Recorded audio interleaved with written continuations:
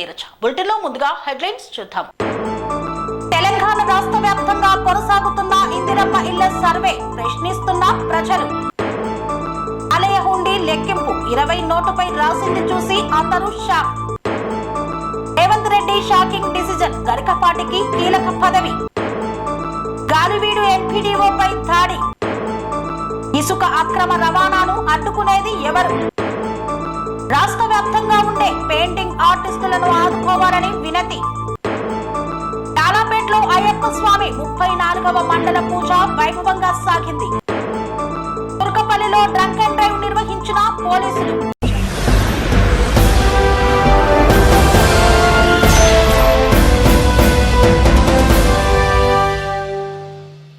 గూడులేని నిరుపేదలకు ఇందిరమ్మ ఇండ్లు మంజూరు చేసేందుకు తెలంగాణ రాష్ట్ర ప్రభుత్వం ఇంటింటా సర్వే నిర్వహిస్తోంది. గూడులేని నిరుపేదలకు ఇందిరమ్మ ఇల్లు మంజూరు చేసేందుకు రాష్ట్ర ప్రభుత్వం ఇంటింటా సర్వే చేపట్టింది. ఆ జాబితాలో తమ పేర్లు రాలేదంటూ పలువురు దరఖాస్తుదారుల్లో ఆందోళన వ్యక్తమవుతోంది. గత ఏడాది ప్రజాపాలన ద్వారా తీసుకున్న దరఖాస్తుల్లో ఇందిరమ్మ ఇళ్ల మంజూరు చేయాలంటూ కోరిన వారి పేర్లతో జాబితా రూపొందించారు. అందులో పేరు వచ్చిన వారి ఇంటి వద్దకు వెళ్లి ప్రభుత్వం రూపొందించిన ప్రత్యేక యాప్లో వివరాలను నమోదు చేస్తున్నారు. తొలి ప్రాధాన్యంలో సొంత ఇంటి స్థలం ఉండి ఇల్లు లేని వారిని గుర్తించారు. దివ్యాంగులు, వితంతువులు, ఒంటరి మహిళలు, ఎలాంటి ఆధారం లేని వ్యక్తులను అర్హులుగా గుర్తించేందుకు చేపట్టిన ఈ సర్వే జరుగుతోంది. ఇందిరమ్మ కమిటీ సభ్యుల సహకారంతో 113 మంది సూపర్వైజర్లు, 547 మంది సర్వే బృందం సిబ్బంది దరఖాస్తుదారుల గ్రామాల్లో పూర్తి వివరాలను సేకరిస్తున్నారు. ప్రస్తుతం నివసిస్తున్న ఇంటి చిత్రాన్ని తీసుకోవడంతో పాటు వేరే ప్రాంతంలో ఖాళీ స్థలం ఉంటే దానిని కూడా దరఖాస్తుదారులతో కలిపి ఫోటో తీస్తున్నారు. ఇంటి స్థలాలకు సంబంధించిన దస్తావేజులను అప్లోడ్ చేస్తున్నారు. రాష్ట్ర ప్రభుత్వం 6 గ్యారంటీల అమలు కోసం గత ఏడాది ప్రజాపాలన కార్యక్రమం ద్వారా దరఖాస్తులను స్వీకరించింది.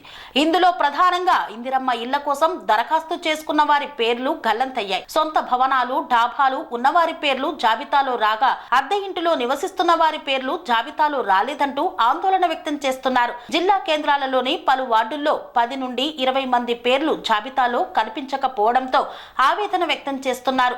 అసలైన అర్హులం మేము కదా అంటూ సర్వే కోసం వెళ్లిన సిబ్బందిని ప్రశ్నిస్తున్నారు.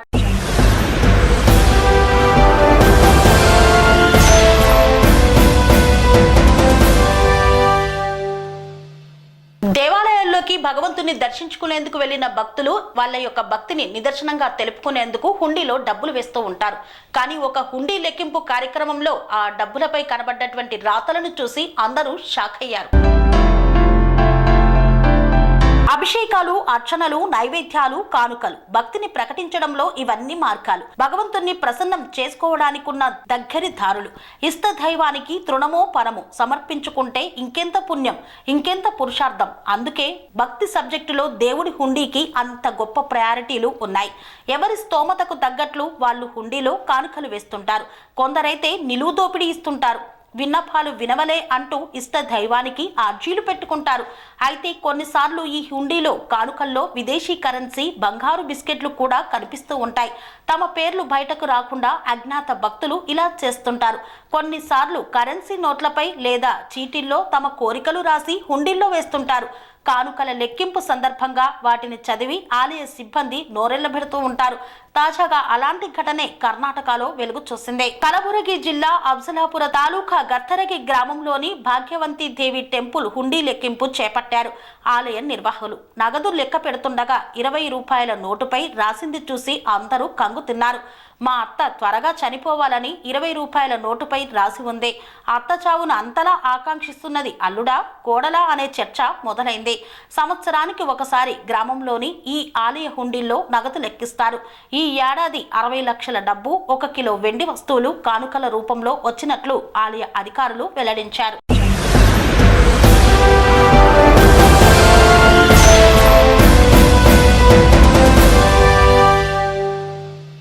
గరికపాటి నరసింహారావును తెలంగాణ ప్రభుత్వం సలహాదారులుగా తీసుకోనుంది. ఆయనకు ప్రత్యేక బాధ్యతలను అప్పగించేందుకు రేవంత్ రెడ్డి ఆలోచన చేస్తున్నారు. తెలంగాణలో ఇప్పుడు టెంపుల్ టూరిజం విషయంలో సీఎం రేవంత్ రెడ్డి సీరియస్ గా ఉన్నారు. సినిమా వాళ్ళు కూడా టెంపుల్ టూరిజం డెవలప్ చేయాలంటూ గురువారం జరిగిన భేటీలో స్పష్టంగా చెప్పారు. దీనికి సినిమా పరిశ్రమ కూడా ప్రచారం చేసేందుకు సిద్ధమైంది. తమ సినిమాల్లో తెలంగాణ దేవాలయాలను ప్రమోట్ చేయడానికి రెడీ అవుతున్నారు. ఇక ఇదే టైంలో ముఖ్యమంత్రి రేవంత్ రెడ్డి కీలక అడుగులు వేస్తున్నారు. తెలంగాణలో ప్రముఖ దేవాలయాలు ఉన్న నేపథ్యంలో వాటిని అభివృద్ధి చేసేందుకు, అలాగే వాటికి విశిష్ట ప్రచారం కల్పించేందుకు ఒక సలహాదారుణ్ణి కూడా నియమించేందుకు సిద్ధమయ్యారు. ప్రముఖ ప్రవచనకర్త గరికపాటి నరసింహారావును తెలంగాణ ప్రభుత్వం సలహాదారుడుగా నియమించుకోనుంది. ఆయనకు కేబినెట్ హోదా కల్పించి దేవాదాయ శాఖ అభివృద్ధికి ఆయన సహకారం తీసుకోనున్నారు. దీనికి గరికపాటి కూడా ఇప్పటికే సూత్రప్రాయంగా అంగీకారం తెలిపినట్టు సమాచారం. ఆంధ్ర ప్రాంతానికి చెందిన వ్యక్తి అయిన రేవంత్ రెడ్డి ఆయనకున్న సమర్థతను గుర్తించి సలహాదారులుగా నియమించుకోవడానికి సిద్ధమయ్యారు. ఇప్పటికే ఏపీ ప్రభుత్వం చాగంటి కోటేశ్వరరావుకు కేబినెట్ హోదా కల్పించింది. విద్యార్థుల్లో నైతిక విలువలు పెంపొందించేందుకు ఆయన కృషి చేస్తున్నారు. ఇప్పటికే ఆయనకు 2-3 బాధ్యతలను అదనంగా కూడా అప్పగించారు. పుస్తకాలను ప్రచురించి వాటిని ఏపీ ప్రభుత్వ స్కూల్స్ తో పాటుగా ప్రైవేట్ స్కూళ్లకు కూడా రాష్ట్ర ప్రభుత్వం ఉచితంగా అందించనుంది. ఇక గరికపాటి నరసింహారావు కూడా ప్రతిభావంతుడు కావడంతో, అలాగే విద్యావేత్త కూడా కావడంతో ఆయన విషయంలో రేవంత్ రెడ్డి చాలా సానుకూలంగా ఉన్నారు. సోషల్ మీడియాలో అలాగే ఎలక్ట్రానిక్ మీడియాలో గరికపాటి నరసింహారావుకి మంచి క్రేజ్ ఉంది. అయితే దీని వెనుక మరో కారణం కూడా ఉంది. తెలంగాణలో భారతీయ జనతా పార్టీ బలపడే క్రమంలో దేవాలయాలను కాస్త ఎక్కువగా ఫోకస్ చేసే అవకాశం ఉన్న నేపథ్యంలో వాటిని పూర్తి స్థాయిలో అభివృద్ధి చేసేందుకు రేవంత్ రెడ్డి రెడీ అవుతున్నారు. గతంలో కేసీఆర్ కూడా చాలా దేవాలయాలకు అభివృద్ధికి నిధులు కేటాయించారు. అందుకే ఈ నిర్ణయాలు తీసుకుంటున్నట్లు తెలుస్తోంది. హిందూ ఓటు బ్యాంకు దూరం కాకుండా రేవంత్ రెడ్డి కాస్త జాగ్రత్త పడుతున్నారు. గరికపాటితో పాటుగా మరో కీలక వ్యక్తిని కూడా సలహాదారుడిగా నియమించుకునేందుకు రేవంత్ రెడ్డి సిద్ధమయ్యారు. త్వరలోనే దీనికి సంబంధించి అధికారిక ప్రకటన కూడా రానుంది. కేబినెట్ లో కూడా ఇప్పటికే దీనిపై ఆమోదం కూడా తెలిపినట్లు తెలుస్తోంది. అయితే గరికపాటి ఫిబ్రవరి నుండి బాధ్యతలు చేపట్టే అవకాశాలున్నాయి.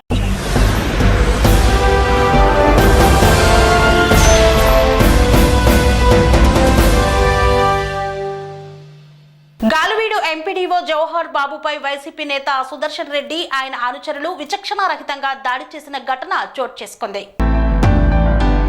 అన్నమయ్య జిల్లా గాలివీడు ఎంపీడీఓ జవహర్ బాబుపై వైసీపీ నేత సుదర్శన్ రెడ్డి ఆయన అనుచరులు విచక్షణ రహితంగా దాడి చేశారు. గాలివీడు ఎంపీపీ పద్మావతి కుమారుడు సుదర్శన్ రెడ్డి దాడికి పాల్పడినట్లు ఎంపీడీఓ పోలీసులకు ఫిర్యాదు చేశారు. చాంబర్ లో ఉన్న తన వద్దకు సుదర్శన్ రెడ్డి వచ్చి ఎంపీపీ గది తాళాలు ఇవ్వాలని అడిగారని ఎంపీడీఓ తెలిపారు. ఎంపీపీ లేకుండా గది తాళాలు ఇవ్వడం కుదరదని చెప్పడంతో దాడి చేశారని ఆవేదన వ్యక్తం చేశారు. సుదర్శన్ అతని అనుచరులు కొట్టారని వాపోయారు. దాడి చేసిన సమయంలో పోలీసులు ఆ ప్రాంతంలో ఉండడంతో వారందరినీ బలవంతంగా బయటికి తీసుకువచ్చారు. కార్యాలయం బయటికి వచ్చిన దుర్భాషలాడారని, ఎంపీడీఓకు గాయాలు కావడంతో స్థానిక హాస్పిటల్ సిబ్బంది వచ్చి ప్రాథమిక చికిత్స చేసి అక్కడి నుండి రాయచోటి ప్రభుత్వ ఆసుపత్రికి తరలించారు. దాడిని టీడీపీ నాయకులు ఖండించారు.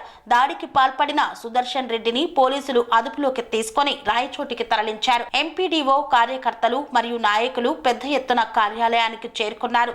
విషయం తెలుసుకున్న సిఐ కొండారెడ్డి, గాలివీడు ఎస్ఐ రామకృష్ణ తమ సిబ్బందితో సంఘటనా స్థలానికి చేరుకొని వైసీపీ నాయకులను అరెస్టు చేశారు. టీడీపీ నాయకులు ఎంపీడీఓ మీద జరిగిన దాడిని ఖండిస్తూ నినాదాలు చేశారు. దాడిలో గాయపడిన ఎంపీడీఓ జవహర్ బాబు 108 ద్వారా ప్రభుత్వ ఆసుపత్రికి పంపించామని ఎస్ఐ తెలిపారు.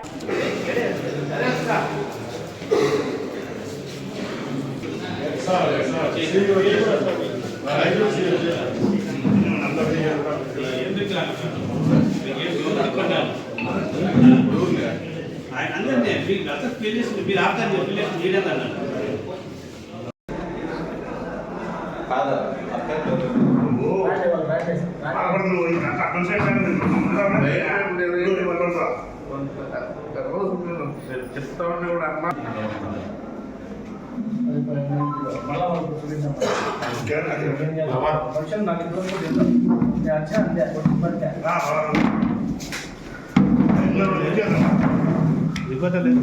ఎవరున్నారు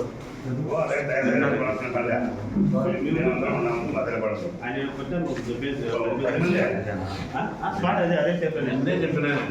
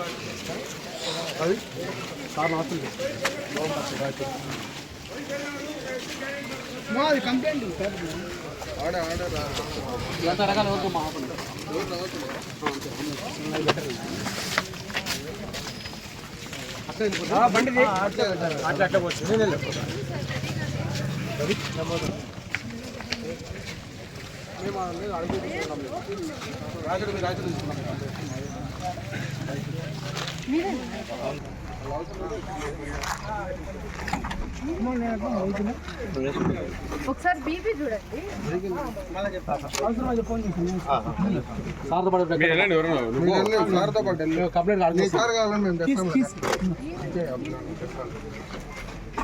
చిన్న పట్టుకోవాలి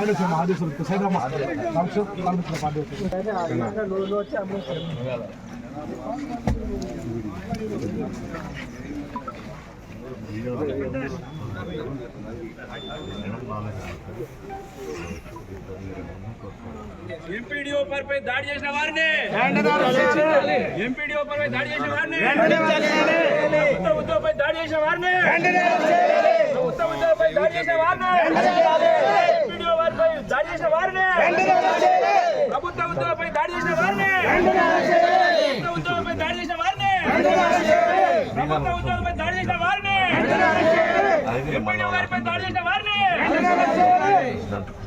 బడుగు బలహీన వర్గాల అధికారిపై నశించాలి. రౌడీ రాజ్యం నశించాలి. రౌడీ రాజ్యం నశించాలి.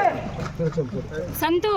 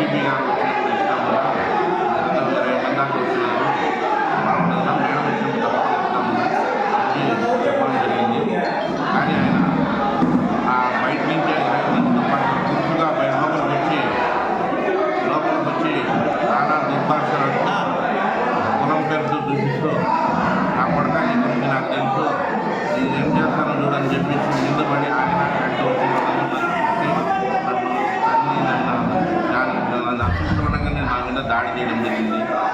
నేను నేనేమన్నా మేడం ఇస్తామని చెప్పాను జరిగిందంటే ఎవరో నువ్వు నాకు చెప్పేదానికి నాకు తెల్ల నేను బతక నేను చంపేస్తాను అసలు జిల్లాలోనే నువ్వు రిటైర్డ్ అయిపోయినా కూడా నువ్వు బస్సు నువ్వు రిటైర్డ్ అయిపోయినా కూడా నీకు అర్పిస్తా అని చెప్పి నన్ను ఇచ్చి నీకు ఎవరు సపోర్ట్ ఆ ఫోటో నువ్వు అంటే కూడా అని చెప్పి రకరకాలుగా నన్ను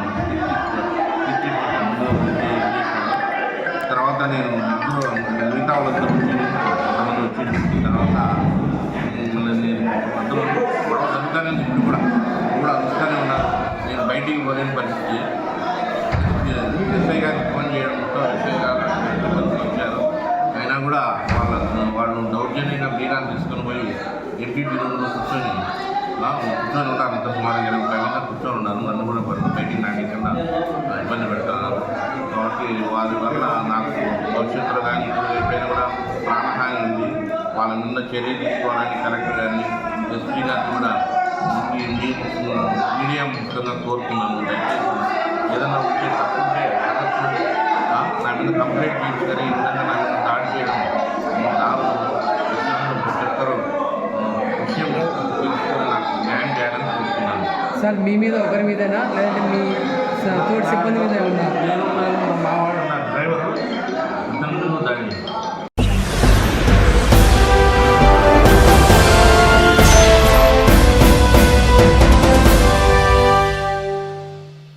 వార్తల్లో చిన్న విరామం. కన్స్ట్రక్షన్ రంగాలలో దశాబ్దపు అనుభవంతో కస్టమర్ల మరియు శ్రేయోభిలాషుల మన్ననలను నమ్మకాన్ని గెలుపొందిన సంస్థ విఆర్ఆర్ కన్స్ట్రక్షన్స్.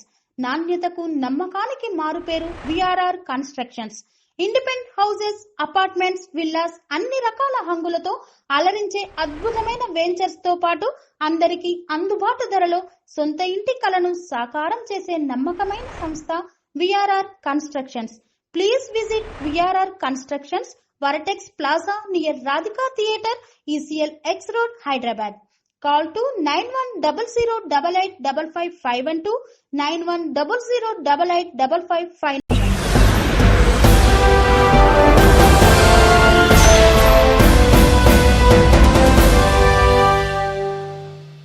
దీనికి వార్తలకు స్వాగతం. అక్రమ రవాణాలు యథేచ్ఛగా సాగుతున్నా పట్టించుకునే నాదులే కరువయ్యారు.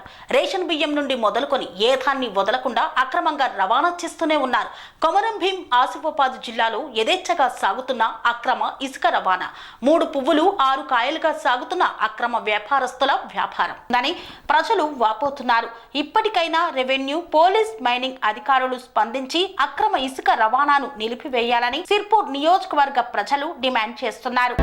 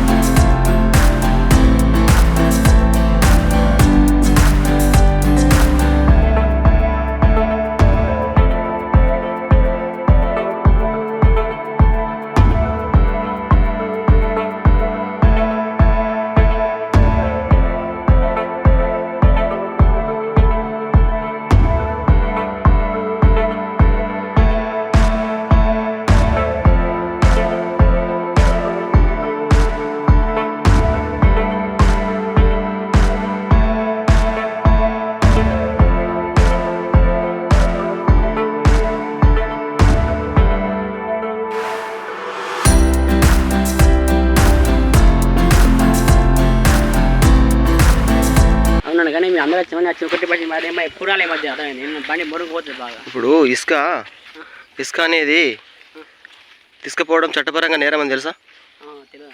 తెలియదా? అంటే తెలుసు కాకపోతే కానీ ఏదో మేము నిప్పుదం వచ్చింది మాకు వస్తామని ఇక్కడ పని వస్తుంది. అందుకని బండి నెంబర్ ఏది? బండి నెంబర్ కూడింది అన్న. బండికి నెంబర్ లేదు, కూడింది. ఇసుక అయితే కొడతాను మానేపల్లి నుంచి ఇక్కడికి వచ్చి కదా, తప్పు కదా? తప్పు అంటే ఇక తప్పే అన్న. ఇక తప్పు అంటే తప్పుగా అంటే అన్న కానీ తప్పే కానీ ఇక చెప్తున్నాం కదా మేము అన్న. చూడు ఇసుక ఎంత ఇక్కడ ఎంత ఎంత నష్టపోయింది చూసినా. ఎంత ఎంత ఇసుక పేరు కొంచెం జెసిబిల్ కొంచెం ఎక్కువ అన్న. మేము కొంచెం ఎప్పటి అంటే అది ఏమనుకోవచ్చు కానీ మరి అదే అంటున్నా, ఇట్లా కొంచెం ఒకటి కరెక్ట్ కాదు కదా. మీకు ఎవరిదైనా పర్మిషన్ తీసుకున్నారా మరి మీరు? ఎవరి పర్మిషన్ లేదు, ఎవరి పర్మిషన్ లేదు, ఇట్లనే కొంచెం పోతారు. ఎప్పుడు మేము ఒకసారి ట్రిప్ వచ్చినాము, ఇప్పుడు ట్రిప్ వచ్చింది గిల్లా బిస్కి కాబట్టి సన్న బిస్కి కాబట్టి వచ్చినాం అట్లా. లేకుంటే మాకు మనప్పుడు తీసుకున్నది అటు ఇంకా మనం నడుస్తాం దుడ్డు తీసుకున్నాడు, సన్న బిస్కి లేదు కాబట్టి వచ్చినాం అట్లా. ఇంత జేసీలు అవుతున్నాయి, ఇంత చేస్తుంది కదా మనకు. ఇప్పుడు మనం కొంచెం తక్కువ జేసీలు నడిపేది ఇంక ఎక్కువ కదా.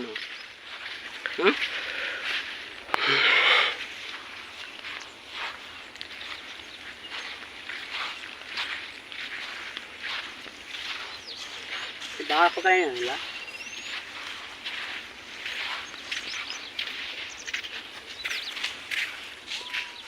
ఇప్పుడు బండికి నెంబర్ లేకుండా తిరిగితే మరి మీకు అధికారులు మిమ్మల్ని అంటే మేము నెంబర్ ఫిట్నెస్ పోయినా కానీ నెంబర్కి ఇవ్వనట్టు, నెంబర్ పోలే ఫిట్నెస్ పోయినా నెంబర్ వచ్చింది కానీ. బండి కొని ఎన్ని సంవత్సరాలు అవుతుంది? అవుతుంది 2 సంవత్సరాలు. 2 సంవత్సరాల నుంచి నువ్వు బండికి నెంబర్ తీసుకోవాలి అంటే పోలే అంటే ఇక మంచోడు. అవును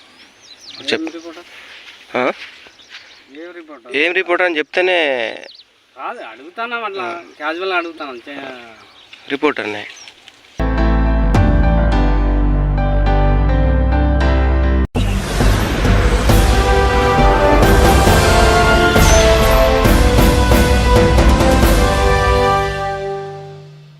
రాష్ట్ర వ్యాప్తంగా ఉండే పెయింటింగ్ ఆర్టిస్టులను ప్రభుత్వం ఆదుకోవాలని Telangana painting artist and workers association committee పేర్కొంది. రాష్ట్ర వ్యాప్తంగా ఉండే పెయింటింగ్ ఆర్టిస్టులను ప్రభుత్వం ఆదుకోవాలని Telangana painting artist and workers association committee సభ్యుడు ఓధేలు పేర్కొన్నారు. ఓయూలో Telangana painting artist and workers association committee ఆధ్వర్యంలో నిర్వహించిన సమావేశానికి రాష్ట్ర వ్యాప్తంగా జిల్లాల నుండి పెయింటర్స్, ఆర్టిస్టులు, కళాకారులు హాజరయ్యారు. ఈ సందర్భంగా కమిటీ సభ్యులు మాట్లాడుతూ అంతరించిపోతున్న చిత్ర కళాకారులను ప్రభుత్వం ఆదుకోవాలన్నారు. గతంలో గోడలపై రాసిన తమ రాతలతోనే ఎంతో మంది తలరాతలు మారి ప్రజాప్రతినిధులుగా అయ్యారన్నారు. చిత్ర కళాకారుడిగా తమ బాధలు తెలిసిన సీఎం రేవంత్ రెడ్డి తమను ఆదుకునేందుకు ప్రత్యేక కార్పొరేషన్ ఏర్పాటు చేయాలని, విద్య, వైద్య పరంగా ఆదుకోవాలని కోరారు. త్వరలో సీఎం రేవంత్ రెడ్డిని కలిసి తమ సమస్యలపై వినతి పత్రం అందజేస్తామన్నారు.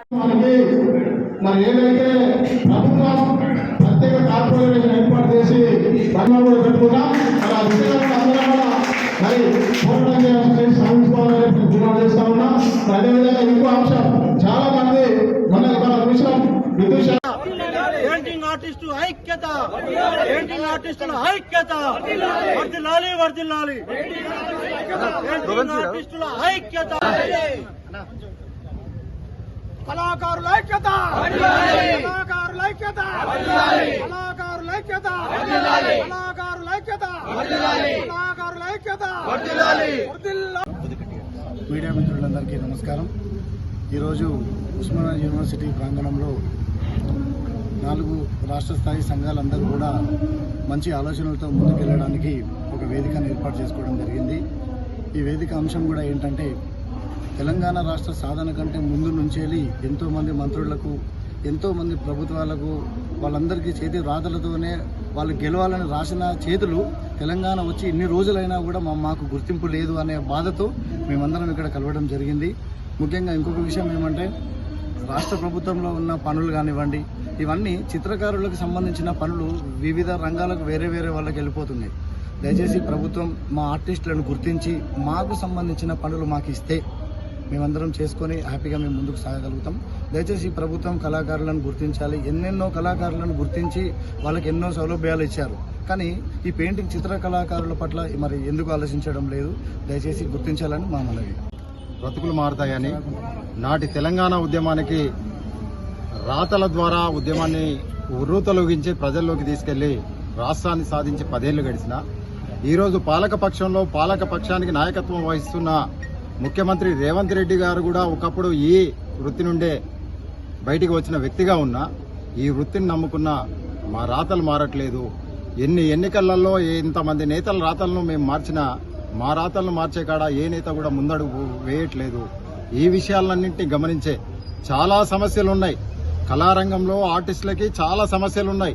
ఈ రోజు మనం తెలంగాణలో ప్రధానంగా హైదరాబాద్ నగరంలో చూసినప్పుడు నగర సుందరీకరణ పేరు మీద 300 కోట్ల ప్రాజెక్ట్ ఇస్తే ఈ ప్రాజెక్టులో కనీసం తెలంగాణ బిడ్డకు ఒక్కరికి కూడా ప్రాతినిధ్యం దక్కకుండా ఈ పనిలో తెలంగాణ నుండి ఎదిగిన ఆర్టిస్టులను కూలీలుగా అమర్చి దళారులకు దోసిపెట్టే ప్రక్రియ జరుగుతుంది కనుక ముఖ్యమంత్రి రేవంత్ రెడ్డి గారు ముందు చూపుతో కొంత అవగాహన చేసుకుని మీరు ఇక్కడ సమస్యల నుండి వచ్చిన వాళ్ళే కనుక మీకు అప్పీల్ చేస్తున్నాం. సంఘాలన్నీ ఈరోజు ఏకాభిప్రాయంగా ఒక కార్యాచరణ చేయబోతున్నాం. మా శక్తి ప్రదర్శనతో మీకు నివేదికలు రాబోతున్నాయి త్వరలోనే. వాటి కోసం చైతన్యం చేయడానికి మేము కూడా కార్యాచరణ చేసుకుంటూ ముందుకు పోతున్నాం. ఈలోగా మా వైపు ప్రభుత్వం సానుకూల ప్రకటన చేయాల్సిన అవసరం ఉంది. అదేవిధంగా మా సమస్యల మీద అవగాహన చేయాల్సిన అవసరం ఉంది. మా కోసం సపరేట్గా ఓ కమిషన్ను చేయాల్సిన అవసరం ఉంది అనేది విన్నవిస్తూ రానున్న రోజులలో కళాకారుల ఐక్యతతో కార్యాచరణ చేస్తాం. దాని మీద ముందుకు పోతాం.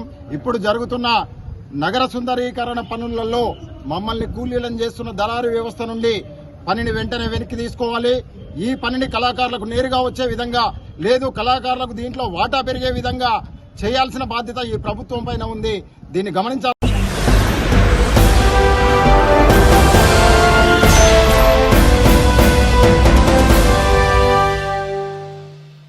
శ్రీ శ్రీ లక్ష్మీ గణపతి అయ్యప్ప స్వామి దేవస్థానం ఆధ్వర్యంలో 34వ అయ్యప్ప స్వామి మహాపడిపూజ కార్యక్రమాన్ని ఘనంగా నిర్వహించారు.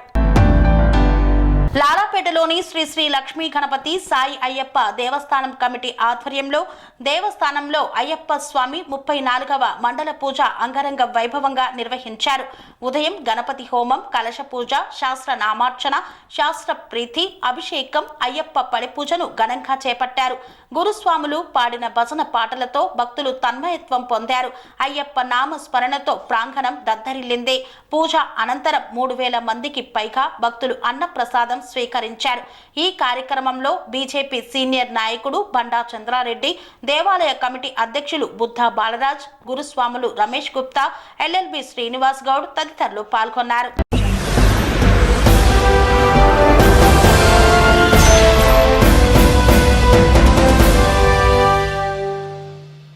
తుర్కపల్లి మండల కేంద్రంలో యాదగిరిగుట్ట ట్రాఫిక్ ఇన్స్పెక్టర్ ఆధ్వర్యంలో డ్రంక్ అండ్ డ్రైవ్ టెస్టులను నిర్వహించారు.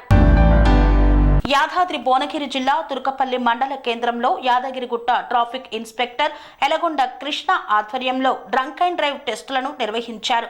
ఈ సందర్భంగా ఆయన మాట్లాడుతూ మద్యం సేవించి వాహనాలు నడిపిన 10 మందిపై కేసు నమోదు చేసినట్లు తెలిపారు. కేసు నమోదైన వారు కోర్టుకు వెళ్లి చలానా చెల్లించాలని తెలియజేశారు. ఈ కార్యక్రమంలో పోలీసులు శ్రీధర్ రెడ్డి, నరేష్ కుమార్, అనిల్, కోటి, అశోక్, సైదులు, మహేందర్ రెడ్డి తదితరులు పాల్గొన్నారు.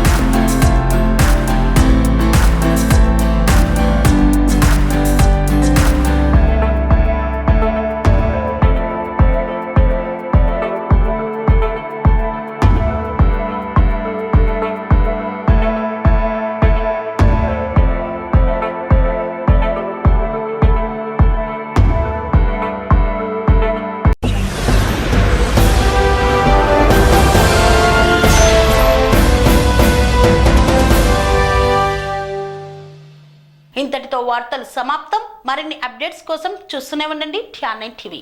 స్వామి బోధానంద గోసేవ ఆశ్రమం సైతాపూర్. జ్యోతిష్యం, వాస్తుశాస్త్రం మన పూర్వీకులు మనకిచ్చిన వరం. దుర్గాదేవి, కాలభైరవ ఉపాసనతో వాక్సిద్ధి పొందిన శ్రీ శ్రీ బోధానందగిరి స్వామివారు మీకు ఎలాంటి సమస్యలున్నా, వాటిలో ముఖ్యంగా ధన నష్టం, ఆరోగ్య నష్టం, భార్యాభర్తల మధ్య గొడవలు, ప్రేమించుకున్న వారు దూరం అవడం, ఎన్ని సంబంధాలు వచ్చినా పెళ్లి ముడి పడకపోవడం, రోడ్డు ప్రమాదాలు, అప్పుల బాధలు, వ్యవసాయంలో నష్టాలు, పెద్దల మాట పిల్లలు వినకపోవడం, ఆరోగ్య శాంతి, గృహశాంతి, మనశ్శాంతి లేకపోవడం, ఇలాంటి సమస్యలు ఉన్నట్లయితే ఒక్కసారి స్వామీజీని కలవండి. మీ సమస్యలకు తగిన పరిష్కారాన్ని పొందండి. అంతేకాక అన్ని రకాల వ్యాధులకు గోపంచగవ్య మరియు మూలికా వైద్యం చేయబడును. నమ్మకంతో రండి, ఆయురారోగ్యాలతో వర్ధిల్లండి. మా అడ్రస్ స్వామి బోధానంద గోసేవ ఆశ్రమం, సైదాపూర్, వీరభద్రస్వామి గుడి దగ్గర, యాదగిరిగుట్ట. సంప్రదించవలసిన నెంబర్ 9849213754 మరియు 9618034138.